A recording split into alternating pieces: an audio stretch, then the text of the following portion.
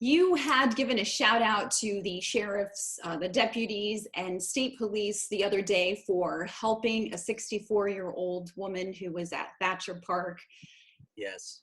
about to jump off the ledge. I mean, are you seeing more calls and responding to more calls with situations like this because of the financial struggle with COVID and things related to that, or not really? Yes.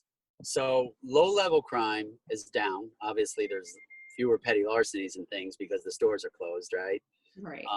Violent crime is still kind of lingering pretty good, but domestic violence rose to about 30% last month and then has since dropped to about 18%.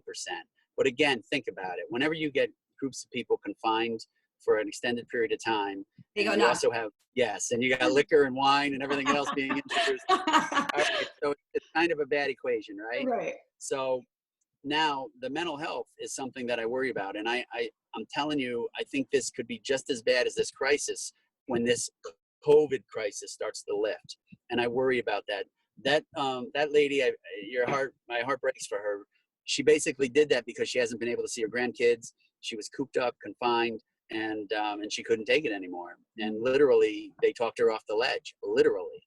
And you're going to see more and more of this, when people start to get evicted and businesses don't open and unemployment, stays pretty high. And this money that's coming from the federal government right now, things are good, but that's going to dry up soon.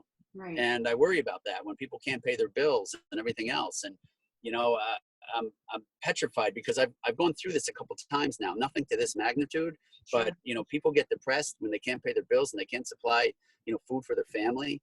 And I really worry about that a lot. So we're very focused now on the next phase of this. What advice do you give to people who are on the verge of thinking like that? Well, it goes back to what you started this with. We need a better job of taking care of humans. We need to talk to our neighbors. We need to talk to our family. And if you think something, excuse me, if you think they're going down a dark path, we need to get them help. We need to reach out and, hey, maybe you ought to check on them. Maybe you ought to just ask the police to swing by and just do a welfare check. Maybe you ought to reach out to a family member and go, hey, have you talked to your daughter in a while? Because I talked to her and she just seemed a little off today, or your son, whatever the case may be. And we need to do a better job of helping each other. And I think that's really how we can come out of this. Right. I think that's important what you just said, because people automatically think, well, it's social distancing, but that doesn't mean you have to socially disconnect, because we have phones. You can always call someone, and if they're not picking up, then reach out to you, right? And have you guys check it out. And that's what we do. And that's what I tell everybody. Listen, we get paid to do this. Call us. We will go check it out. We're not just going to take it over the phone. Oh, you're fine. It should be okay. Right. We need to, I hate to say doom and gloom, but I've seen it. And, we've already had a little bit of spike in suicides or attempted suicides. You have. And yes. And this isn't even over. So what happens when you get that eviction notice or that foreclosure notice, or your car gets repossessed and then you can't get to your job and you lose your job? And that's what starts the cycle.